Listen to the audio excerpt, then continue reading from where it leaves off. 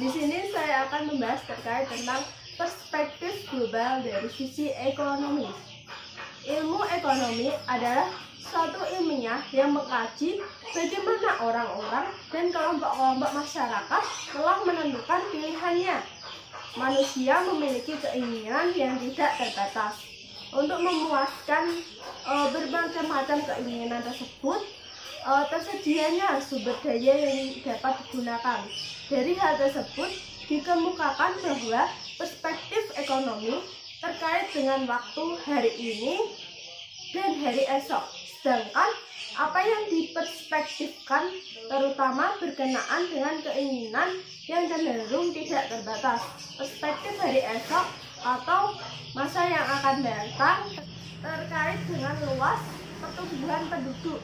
Kebutuhan yang cenderung tidak terbatas tersebut, kuantitasnya dan akhirnya persediaan sumber daya tersebut sudah lengkap. Nah, contoh permasalahannya yakni terkait tentang pertumbuhan penduduk itu sendiri di dunia mencapai sekitar 8 miliar. Angka tersebut menunjukkan betapa cepatnya pertumbuhan penduduk di dunia. Hal tersebut menjadi landasan perhitungan pertumbuhan penduduk kebutuhan manusia itu sendiri.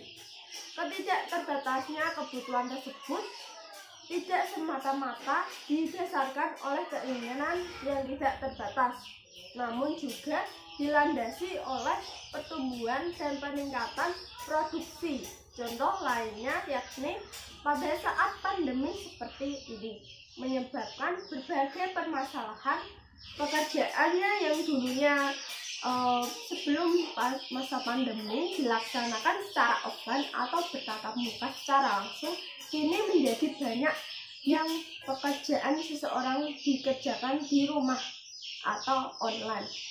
Dan ada juga seseorang yang dirumahkan karena dalam perusahaan tersebut telah mengurangi beberapa karyawannya.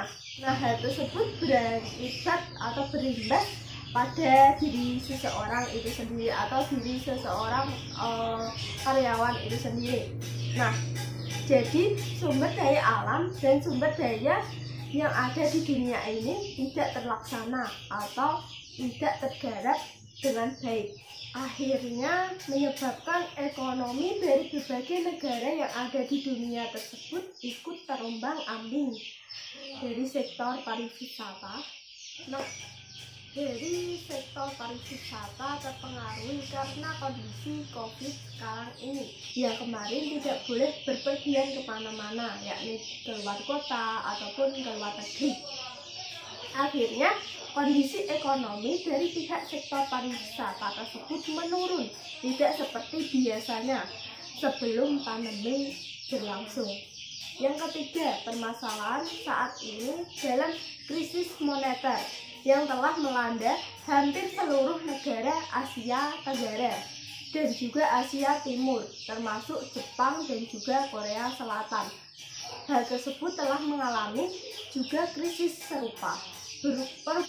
Perubahan kurs mata uang di suatu negara akan mempengaruhi negara lainnya, sehingga akan mengubah suatu arus ekspor dan juga impor. Nah, dalam era globalisasi ini, adanya keterbatasan atau adanya keterbukaan dalam sistem perdagangan yang terkenal dengan perdagangan bebas. Untuk itu, persaingan antara negara satu dengan negara lain akan berlangsung sangat ketat. Untuk itu, maka kita harus selalu meningkatkan kualitas dagangan kita tanpa terkecuali. Sekian penjelasan dari saya.